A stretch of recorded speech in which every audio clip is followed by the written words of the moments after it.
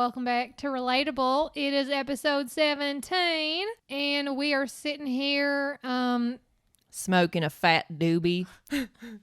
Yes, we rolled up one of Jillian's shits into some rolling papers, and we're having a fat dookie. That's right. We just roasted some raccoons over the fire. You know, just a classic Friday night here in Arkansas. And, we moved, by the way. We are in Arkansas now, so in case you're wondering why we sound different, once you cross the border, you just start talking like this. And then you hop back over and you start talking like this. So we're back in California. Yeah, we just crossed the border, in case you were wondering. We're recording this on the road right now. Just had a full raccoon dinner. It's been great. So fresh. Like, we just hit it, and then we're able to like start a little campfire, and we cooked it ourselves. It was incredible. I think next time I would take the skin off first, but you know. I mean, there was like the chunks of fur weren't great either, but then I was able to use the longer ones as floss afterwards, so it wasn't too bad. That was nice. I think I might have to like cough up a hairball later though, which I'm not really looking forward to. So I'll help. Just do it outside. Okay. Anyway, welcome back to Relatable. It's been a very therapeutic Friday evening for us. Getting drunk on non-alcoholic kombucha, complaining about what? I spiked it with moonshine. Oh, yeah! Yeah! We'll get wild tonight, boys. Ew! No, just, evil exes, family drama, that kind of shit. It's been a fucking week and I'm emotionally drained. I was, all my emotional wounds were like reopened because my friend sent me a picture of oh my God, my fucking ex on Hinge. And she's like, look who I saw. He's the epitome of like Hollywood douche, like Silver Lake motherfucker. But you were just telling me about all the crybaby shit that he used to pull like when you guys were together and like was basically hella possessive and was like, no, you can't talk to your mommy. Yeah. So he basically like at the very end of our relationship threatened to break up with me because he was like, I'm in a power struggle competition with your mom fighting for your attention. And he's like, I think, maybe it'd be best if we broke up. And I was like, I bet. Bye. And a few weeks later, after a quote unquote break, you did. So I just finished the word. We took a break and then it turned into a break up. Yeah. It's so fucking wild looking back on it because I think that was just like the last straw where I was like, is this for real? Is this real fucking life? Because that's just a little taste, a little sampling of all the bullshit. Like, I was telling Lauren that he got mad at me for going to my general practitioner to get my antidepressants. He was like, you're doing it wrong. You need to go to a psychiatrist. And he would bring it up constantly. And it was very, very frustrating. Honestly, though, it's just like, it just made me cringe hearing all this shit, because then I think about guys that I've been on dates with who I get all these red flags from, and I'm just grateful that I never even bothered giving them more time because their spidey sense was tingling. God damn. So there was one where I met this guy once for coffee. He seemed nice, normal, whatever. And then the second date was Santa Monica, and we were like, went to the beach and stuff, and we got lunch and went and sat on the sand with the towel. And you could tell like he was dirty old rag. A dirty old rag. Yeah. Just a cummy rag. He's like, I've been keeping this in my pocket. I've been thinking about you a lot lately. Oh God. Sorry, it's still moist. Used it in the bathroom. Oh my fucking God. No. So he pulls out this, beach towel. We sit on the fucking beach, and he like kind of inches his shoulder closer to me. So whatever, we kiss, and I'm like, ha. And then he pulls out a fucking disposable camera from his backpack. And he was like, I was going to use this if our date went well. And he has someone on the beach take a picture of us on the towel, like arms around each other's shoulders like we're a fucking couple.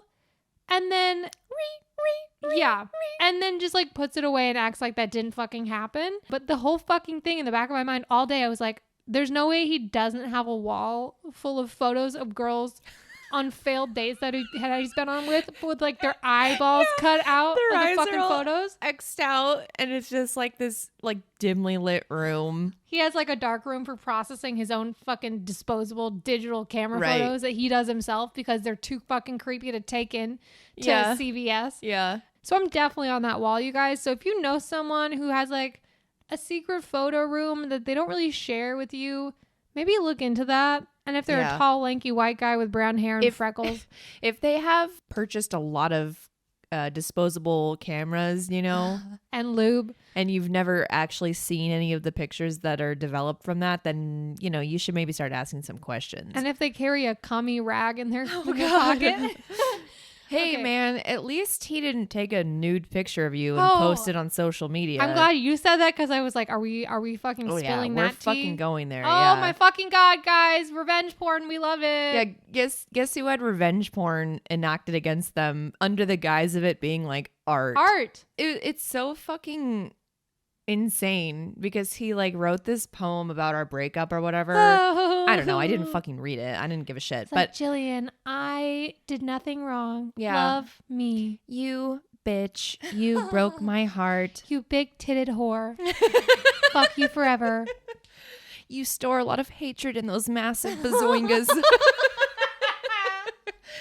I always wondered where you got it from, and now I know. No, he like wrote this poem about me. Disgusting. And then like put it over the picture. Oh. And then posted it on Instagram. Like one of those fucking just girly things. Yeah, memes. exactly. Oh my God. And I was like, huh, that is not okay. I'm not comfortable with that. And I had to like reach out to him through a friend. And I was like, fucking take that down, bitch. Like, what are you fucking thinking, bro? You know what's so funny? I just like keep having these memories like resurfacing. I had made a self-portrait of myself for one of my classes and I gave it to him as a gift.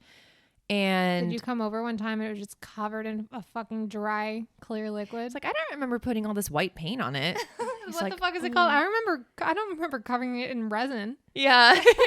that's so weird. He's using it for fucking target practice. Oh God. He cut a hole in the mouth. He uses it as a fleshlight.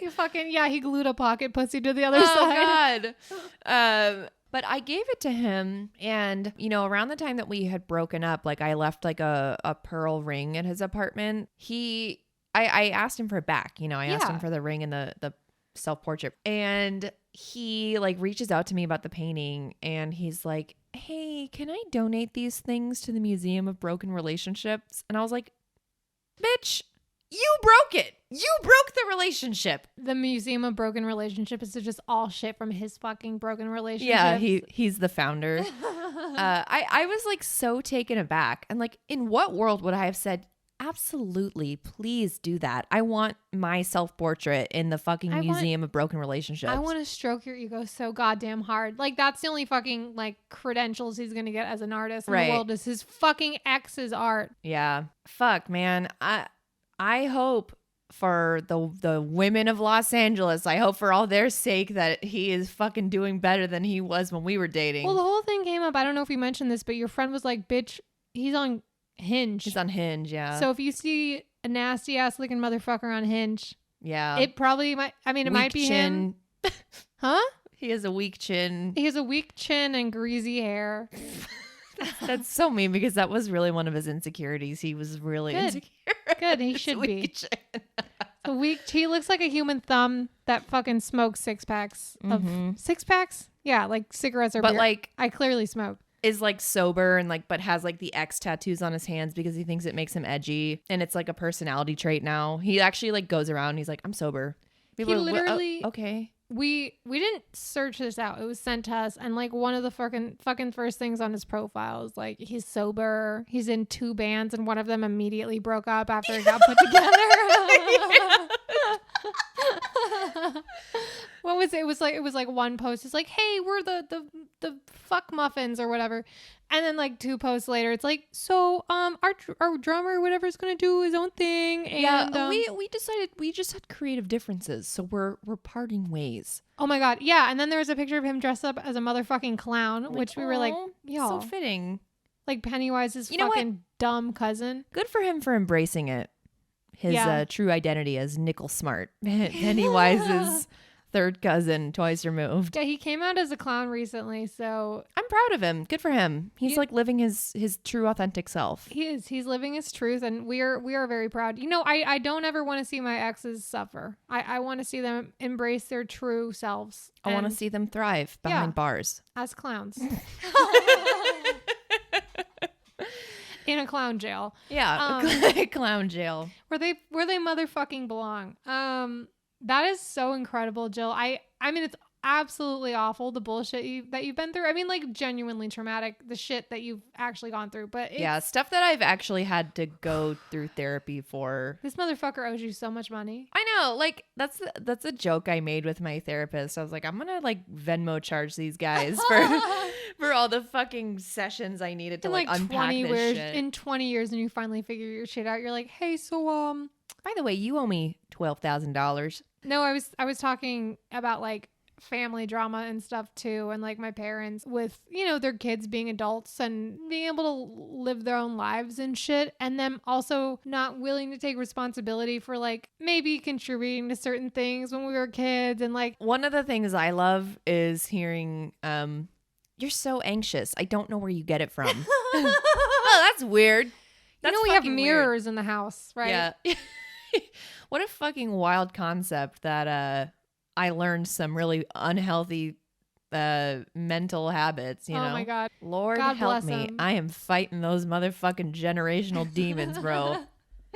No, it's like you want to have empathy because, oh, well, they grew up in a different generation. I always have to bring myself back to the fact that my parents were born like just as segregation ended, or my was mom still a was thing? born the year segregation ended. Yes. What year was that? 1964. Oh my God, my parents were born when segregation was still a fucking thing. So let's just let that sink in. I remember before realizing that, I was like, oh, microwaves didn't exist yet. Like, just like a different era.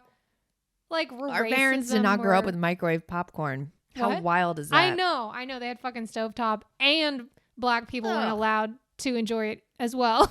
It's just the worst. There was no microwave popcorn or equality, and there's still no equality, but we do have microwave popcorn. So we're making progress. Why are black people still complaining? They have microwave popcorn. We've made so many great strides in the past, God damn, it's been like 60 years almost. Our parents are almost 60. So they're old as fuck. And that's not even an excuse, but like it does explain a lot of bullshit about how the fact that like have never been to therapy. And it's not even me being like, you're the reason why I turned out like this. I don't have hangups about the past. You guys did the best you could. But that doesn't mean like we can't talk about shit that happened that's affected how I am now. Yeah. I'm not here to like scream at you and be like, you bitch. Yeah, you ruined me. I think one of my favorite things, though, since discovering that I can establish boundaries is saying the word no. I love that word. Julian recently discovered how to like belt in singing, and she does the same shit when she says no now. Because originally she'd be like, oh my God. But now she's like, oh my God. That's how I say no. I'm like, no, my God. Because before it was like, no. But now it's like, no. Yeah. It's and then pretty great. A chorus starts singing behind me. Yeah. No. No. You can tell we grew up in very white churches. Yeah, because we were really offbeat. we were just on a different fucking. You were singing some other shit. I do have a black church across the street from me, and it's fucking great because I wake up to gospel music every Sunday, and I'm not saying that ironically. It's really beautiful. And then on Saturday nights you get mariachi band, like live mariachi band. Oh my fucking God, I do. I love LA. Did I tell everyone that across the street is this wonderful Latino family, and they have massive family get-togethers. Like it feels like at least once a month, and to the point where they hire a live mariachi band that plays until 3 in the butt fucking morning. So fucking insane. They celebrate everything. Someone took just like a party to party. They're celebrating the party spirit. Dude, if their kid took like a shit on the toilet for the first time, fucking fiesta, baby. Yeah, fuck yeah. My cousin on my dad's side, they had a period party at one point. Oh God. Which I never understood. Hold on. A period party? Like they dressed up like as like Victorian people No. or okay, It's like what a you think. menstruation party. Like a blood out your vagina fucking party. Okay. Yeah. They practice putting in tampons. No, I'm kidding. They had like a big vagina diagram. They're like, They had a pussy cake with just the clitoris. pin the tampon on the pussy. Yeah, no, it was a cake shaped like a pussy. When you cut into it, there was like strawberry jam inside. Yeah, that oozed out. It was pretty great. Actually, was not invited. I was definitely a child at the point. But no, but the first time I got my period, I was 12, and I go to the bathroom and I'm like, oh my God, what the fuck is going on? There's like blood. And I freaked the fuck out because my initial thought was, oh, I'm going to have this for the rest of my life every day. Like I forgot I know. How awful would that be? When I first got my period, I called you because I was like, I got my period. Oh my God, that's right. And for the longest time, I refused to wear tampons. Okay. Because they scared the absolute shit out of me. Okay, hold on. So this is actually what I was going into because I was the bravest little toaster, and that fucking day, like hours later, our friend Brittany, she lived down the street from me, and she was having a pool party. I was so determined to go to Brittany's pool party that I was like, fuck it. I'm going to have to use a tampon because all my mom had, because she's a grown adult woman, she had like super fucking tampons and like panty liners. Oh, God. And I was like, oh my God, I'm going to die. This is going to slice me in half. But I fucking stuck it out. And I went to the pool party, and the whole goddamn time I felt it slowly slipping out of me. No. And I had to keep pushing it back in. Oh, Like a fucking psychopath. I was just like grabbing my crotch the entire time. Like, get up there. And I survived the day, but it traumatized me for sure. But now I'm cool with it. But Jillian is a fucking freak, you guys. And so she would not wear tampons at all, even when she went swimming. I don't know, I must have been like 13 or 14, but we were on vacation and we were going snorkeling or something. And my mom was like, in the ocean? Yeah. She's like, were you worried about sharks at the end? Yes. She's like, you need to wear a tampon. I was like, okay. It took me 30 fucking minutes to finally get it in. That's what she said. But it was just so traumatizing because it was a fucking cardboard applicator and it like ruined my life. But I mean, honestly, I'm now the opposite. Like I refuse to wear pads. I fucking hate them. It feels like wearing a fucking diaper. I won't do it. Anyway, enough about this bullshit. No, I was going to say, I got reminded because when I was thinking of getting attacked by sharks while on my period, I was thinking about how I actually do have these scars, these identical scars on the backs of my legs. Because I was born with short Achilles tendons, like a fucking freak. And I was born with fins. I was born with fins. I thought that's where you were going because I was born part shark. I'm half shark. The teeth are in my pussy. So I could only walk on my toes for a long time because I finally got surgery to fix it when I was in kindergarten. But I remember maybe like 5 or 6 years ago, we were river rafting and our guide was like, oh, you have to like lean over like the seat or whatever, like to like do this like maneuver or something. And he saw the back of my legs and he was like, oh, what happened to your legs? And I was like, oh, a shark attacked me. And he was like, whoa, my God, that's crazy. And I was like, yeah. He's like, me too. And he fucking pulls his shorts up and he has no fucking calves. Oh my God. But he doesn't even have, he doesn't have prosthetics. And it's just his like femur. He has his feet and his upper thigh, but no calves. And I don't know how they're connected, but they are. They're just a fucking tendon. He just swings his fucking tendons around and clip clops all over the place. No, oh no. I don't remember if I told him I was joking or not, but he actually was missing a lot of teeth because he said that people like would accidentally hit him in the mouth with their paddle and it would like knock out his teeth. Oh my God. So like picture Shaggy from Scooby-Doo like missing like at least 10 teeth. Zoinks. Like zoinks. This fucking little PTSD bitch is gonna knock one of my teeth out. This shark attack motherfucker. I'm getting an oar right to the mouth, Scoob. Like, she's got teeth in her pussy.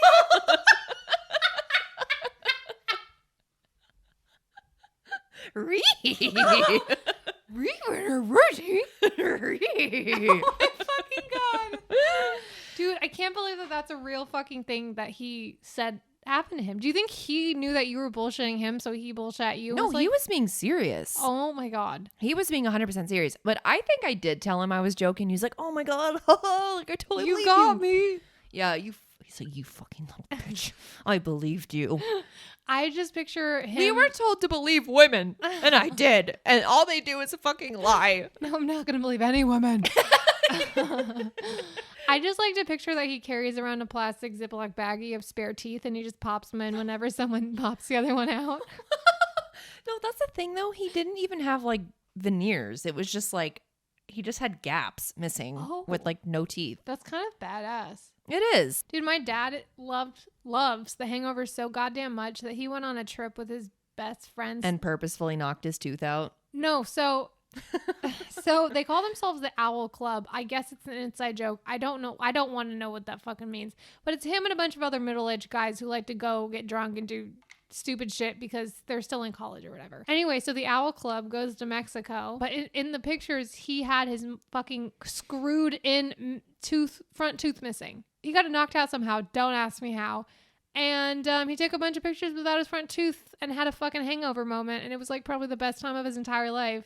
That's really funny. I mean, it's pretty adorable, but he got a tooth knocked out or chipped playing basketball with my brother when my brother was younger. And when he was a kid, he hadn't grown into his head yet. And so my dad knocked his fucking tooth on my brother's head.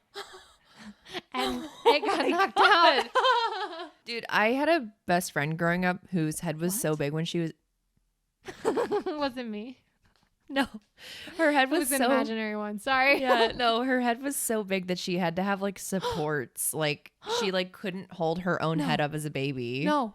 She had like stilts. I don't know what it was, Did but she like have like a fucking thing? neck brace. I don't know, but she like could not hold her own head up. As a baby though. Yeah, as a not baby. Like not as an adult.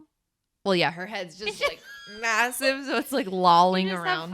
She just like taped toothpicks to her shoulders. And it's like they fucking break every 5 seconds. She's like, God damn it, my stilts.